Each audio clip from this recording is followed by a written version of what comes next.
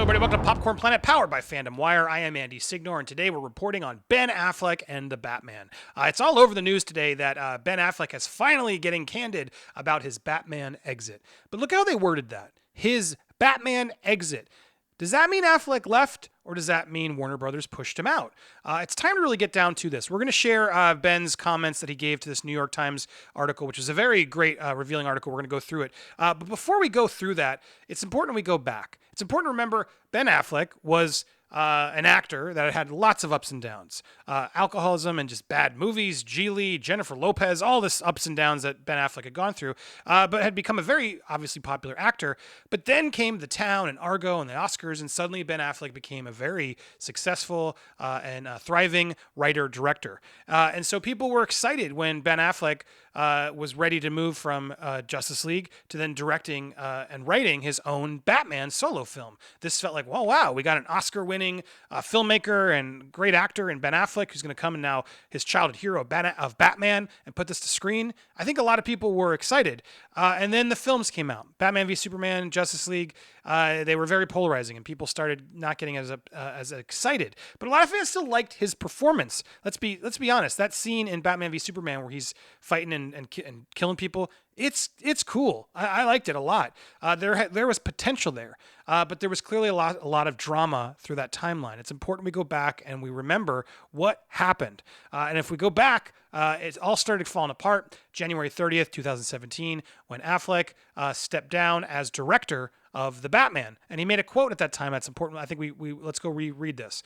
There are certain characters who hold a special place in the hearts of millions, Affleck said in a statement. Performing this role demands focus, passion, and the very best performance I can give. It has become clear that I cannot do both jobs to the level they require. Together with the studio, I have decided to find a partner in a director who will collaborate with me on this massive film. I am still in this, and we are making it, but we are currently looking for a director. I remain extremely committed to this project and looking forward to bringing this to life for fans around the world. This was a decision solely based on what was best for the project and nothing to do with the recent disappointment of Affleck's recent job, Live by Night, so they say. But anyway, everyone then speculated who was going to direct, and then pretty quickly they announced that it only took about a month until they confirmed that Matt Reeves officially signed on as director. And notice Reeves' comment there. I have loved the Batman story since I was a child. He is such an iconic and compelling character and one that resonates with me deeply. I am incredibly honored and excited to be working with Warner Brothers to bring an epic and emotional new take on the Caped Crusader to the big screen. Now, look, this we should have known it then, but this was clear that Ben Affleck was starring, but I'm incredibly honored and excited to be working with Warner Brothers to bring an epic and emotional new take on the Caped Crusader to the big screen. So now Reeves, Affleck, and the studio can now focus on moving the film into production and begin casting. Sources indicate that Chris Terrio turned in a script that pleased both the studio and Affleck. But remember, Reeves later would write it. Things would change.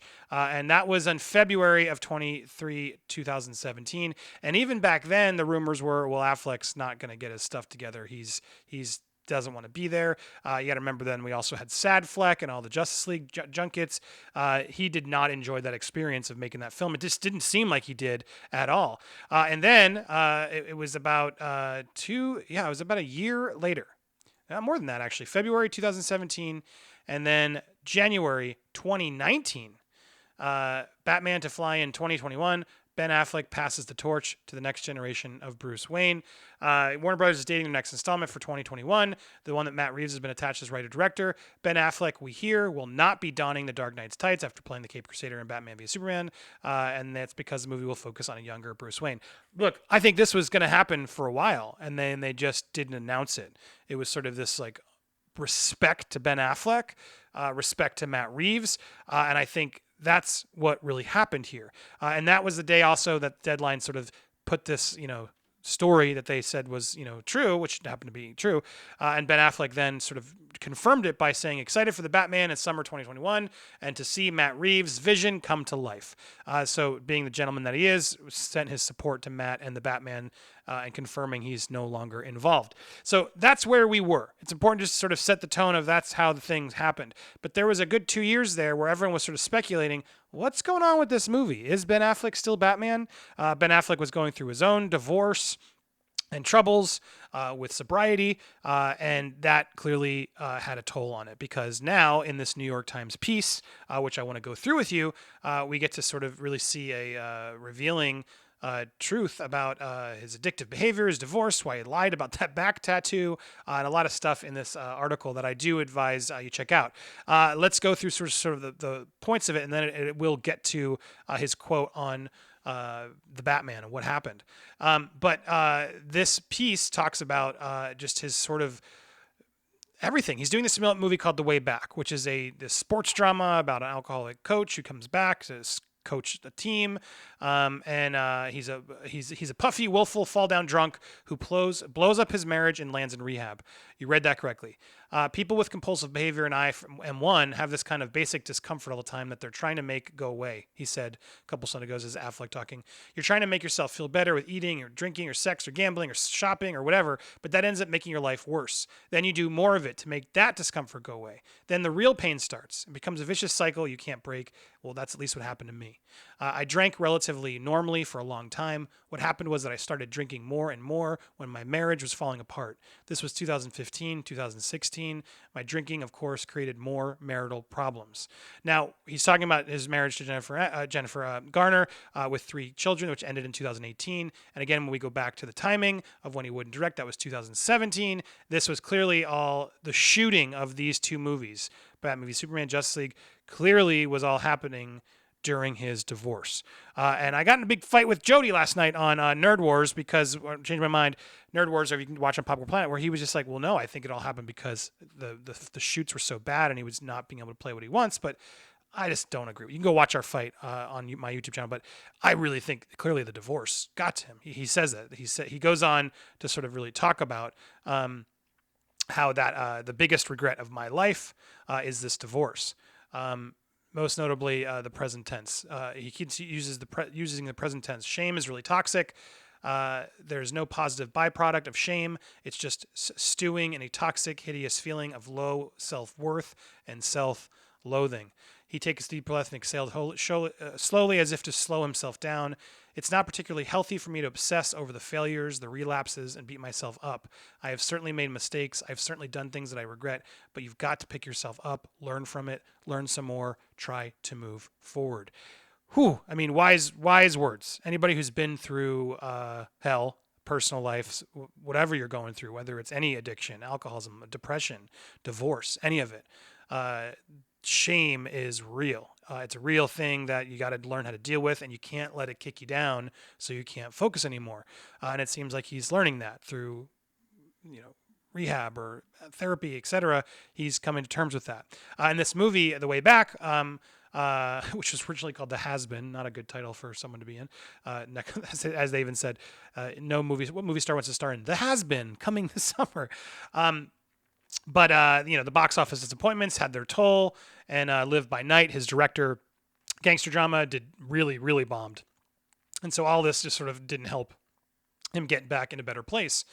And he's obviously, a lot of people aren't happy with him. They talk about Affleck's the guy who broke Jennifer Garner's heart, who was accused of groping a talk show host in 2013, which he then came out in 2017 and apologized. Again, the alcoholism coming forward.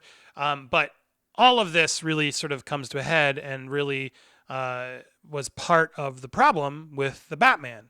Like, it's like, not my business. I don't want to drag Ben Affleck. I got no beef with Ben Affleck. I applaud him for getting so honest and talking to us this way. I think you got to. It shows he's growing. It shows he's human. And that makes me like him more, to be perfectly honest. And so for him to open up with this comment then specifically to get to the Batman was important because, again, remember, we went through the timeline of what happened, but then, Sad Fleck happened and during the Dawn of Justice thing. But he finally sort of makes a comment about it. I showed somebody, a confidant, he was sort of a friend of his, I showed that person the Batman script, Affleck recalled. They said, I think the script is good. I also think you'll drink yourself to death if you go through with what you just went through again.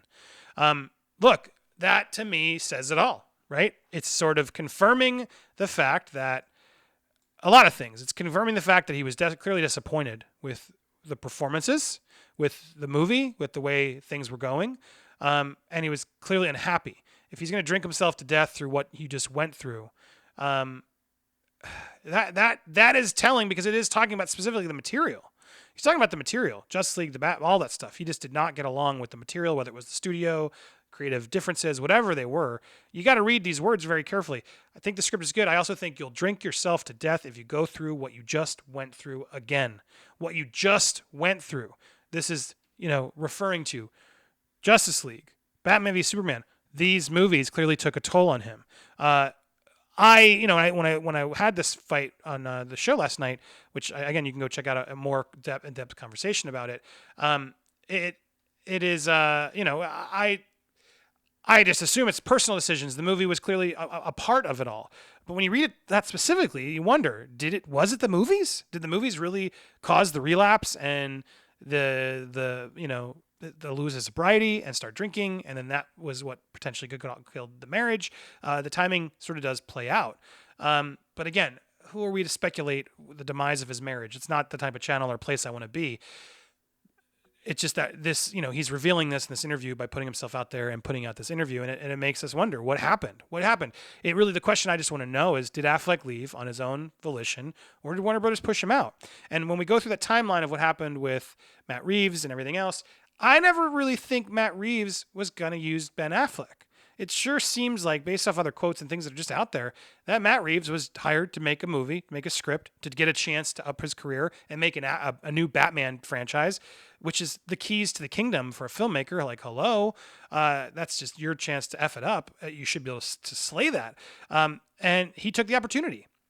And I think there must have been some behind the scenes stuff that was like, look, Affleck's not in a great place. We're not comfortable with him. We don't know, but we got to keep him on because of contracts and everything else. But we don't want to just flat out say, no, you're doing your own take. Just keep writing, do what you're doing, and we'll figure it out as we go. Putting Matt Reeves in sort of a tough spot too, which I think Affleck knew, and that's why he sent that nice shout out to Matt Reeves.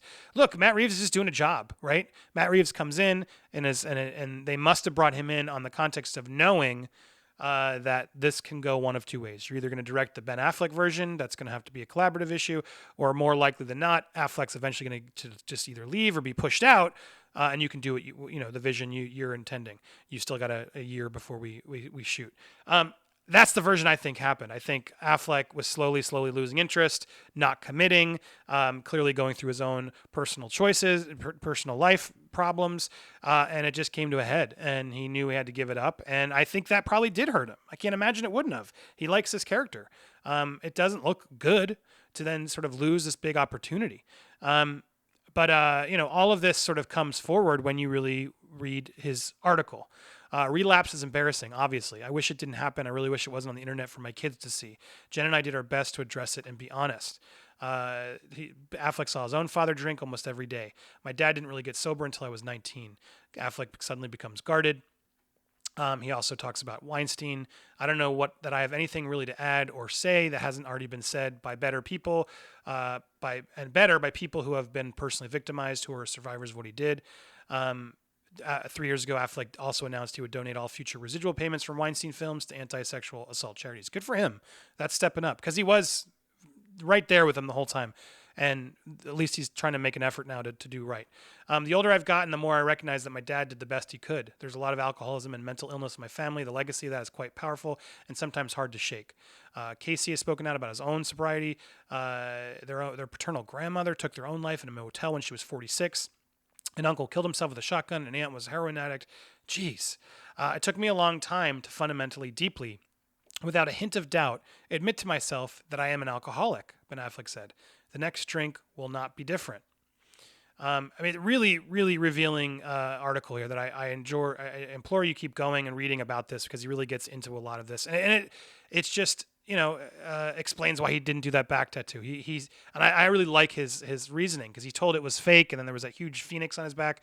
And he said, I resented that somebody got a picture of it by spying on me. I felt invasive. But you're right. I could have said that's none of your business. I guess I got a kick out of messing with extra. Is your tattoo real or not? Of course it's real. No, I put a fake tattoo on my back and then hid it. For the record, it's not nearly as garish in person. It's pretty big. Anyway, very revealing article. I'll put the link on my YouTube video. You can go watch or just look up the Ben Affleck New York Times article. You'll be able to find it there. But fascinating piece and nice to see him finally come forward. To be honest, I wish he was being a little bit more honest. People rarely are in town of, yeah, they pushed me out, or yeah, I clearly wasn't, and the insurance wouldn't have covered me given all the relapses. Or whatever the reason was, um, he's implying enough that it was a troubling shoot. And I think that's really obviously all we know. But I think it's, judging by that wording, it's safe to assume that was because of Justice League, Dawn of Superman, were not fun shoots for him. They were not fun shoots for him, either because of the divorce or because they weren't.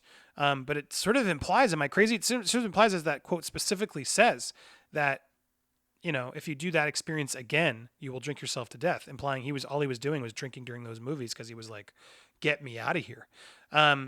Which then could have caused a ripple effect across everything else. But you'd think if he was just drunk on a movie, that might have been, I don't know. I don't want to speculate on his personal life. I'm getting too far off the tangent. The question I want to ask you is, do you think this was good for the franchise? I do. I think, look, as much as I would wanted to see Ben Affleck play Batman, and see his version of the movie directed by him, because I think he's a good director, as much as I want to see that, it clearly wasn't possible. He wasn't in a good, healthy mental state. He's admitting this. And he didn't want to sort of go through that process again. And I'd much rather he remain healthy and work on his other work, and focus on him, than get stuck in the Warner Brothers machine that, let's be honest, is usually more of a mess than not, especially that era.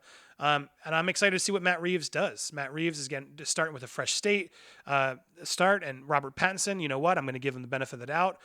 Let's not pull a Heath Ledger, and let's see what he does. If the movie's terrible and his performance doesn't work, we're going to be vocal about it. But the fact that they're putting themselves out there, they have a vision, they're going to follow through on it. I'm going to buy a ticket, and I'm very excited to see what happens.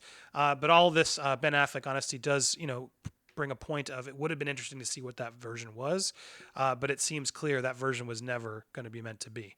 But I do really enjoy Affleck's honesty, and I applaud him for opening up the way he's doing. And I look forward to seeing that new film of his, actually. I do want to see it, because it sounds like it's a deeply personal film for him that sort of helped him at that time with his sobriety. And that's a tough thing to get through. So again, let's be nice to each other. Look, Affleck's going through a lot. It's clear. Everybody is the lesson you got to learn in life.